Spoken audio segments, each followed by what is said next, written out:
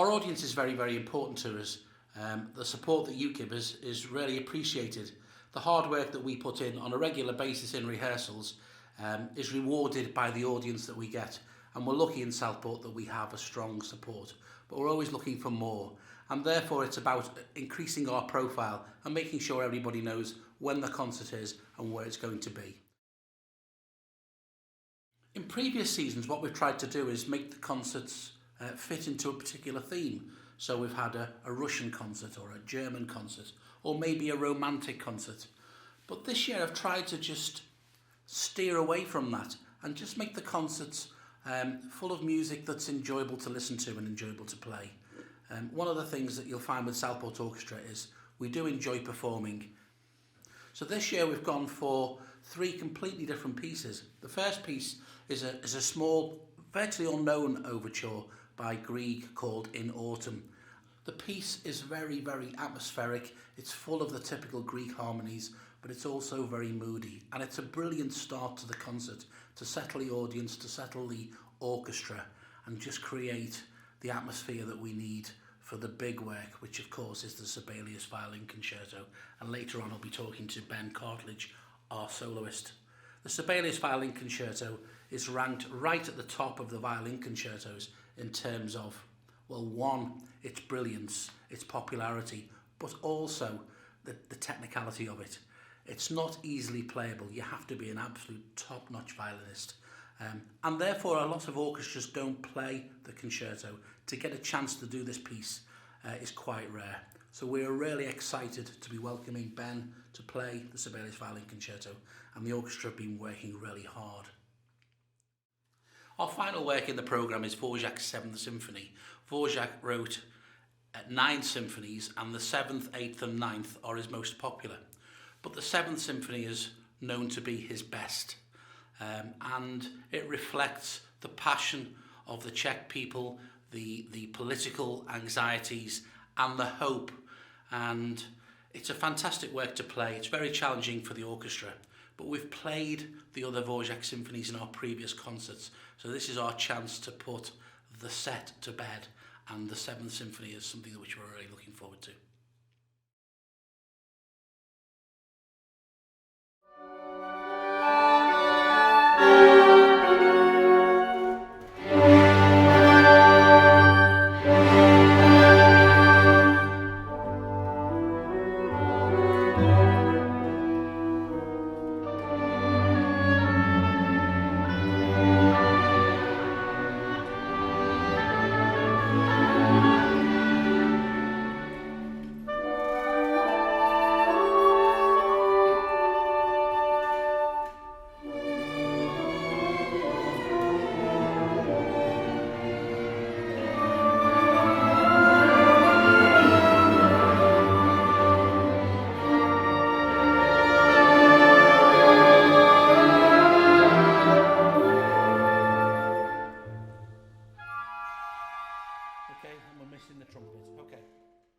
Growing up as a young pianist, the pieces that he wrote, the lyric songs, and even the piano concerto, goodness, I could never play that, but what a fantastic work in the repertoire. Very, very romantic, beautiful harmonies, beautiful melodies, almost brings you to tears with the passion that Grieg has. So he's always had a soft spot for me.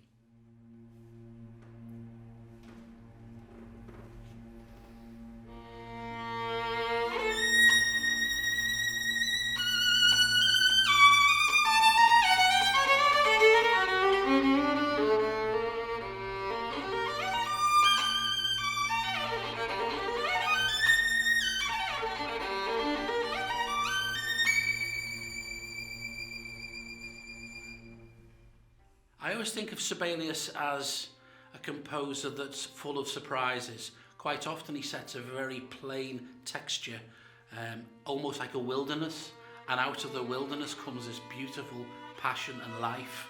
And the violin concerto is a great example of that, where we are working almost against each other at the start, and then suddenly this passion erupts, and there are some great climaxes within the piece that just make you smile.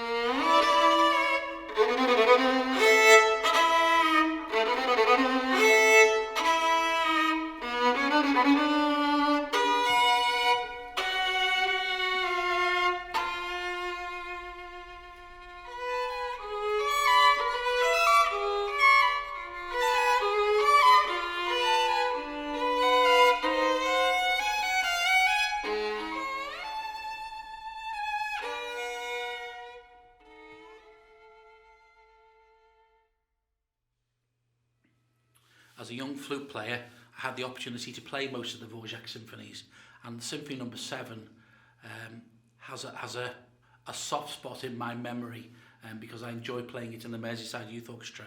It's a beautiful piece, and every instrument has solo lines, including the second instrument. So you will have a principal flute and a second flute, but they've both got important lines. It's beautiful orchestral writing, and everybody enjoys playing it together.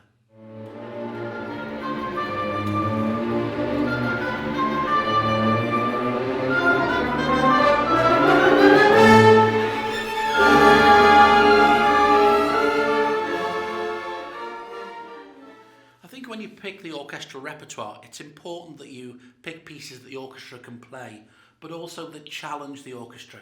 That you know that at first it might be quite difficult, quite stressful for the players, but actually over the period of rehearsals, you can see that you're gathering momentum and that the finishing line is there. Southport Orchestra never ceases to amaze me how well they do rehearse, and we always get to the performance stage and deliver. But I like to see that they have to work hard in rehearsal too. Singing while playing is a very good exercise, actually. I can recommend, maybe not for now, but at home. But I think for now it'll be good. Let's just try it. You can join in with us, okay? When we come to the B flat going onto a C, that's the one that's tied. It's the semi-crotchet, crotchet onto the quaver. I think that's the one that speeds up. And I think we just need to conceptualise the fact that the C is part of an upbeat rather than the end of a dotted crotchet. Yeah. I'm failing to express myself in words. Yeah. The problem you've got is because it's tied over, we can't get that gap, so now it's going to rush. So we could put a gap in and separate it, but we can't. So it's a bit... We can, in the spirit. Choir, are we ready? There are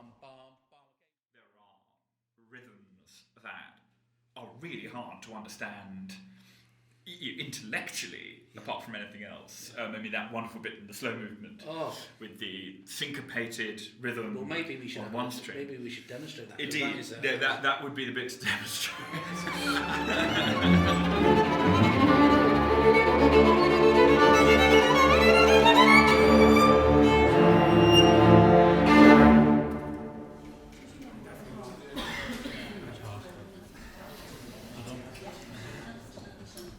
Thank you, flutes and clarinets. I was looking out there. That was excellent.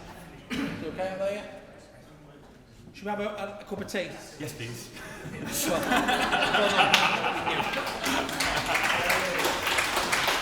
Thank you. Thank you, Paul.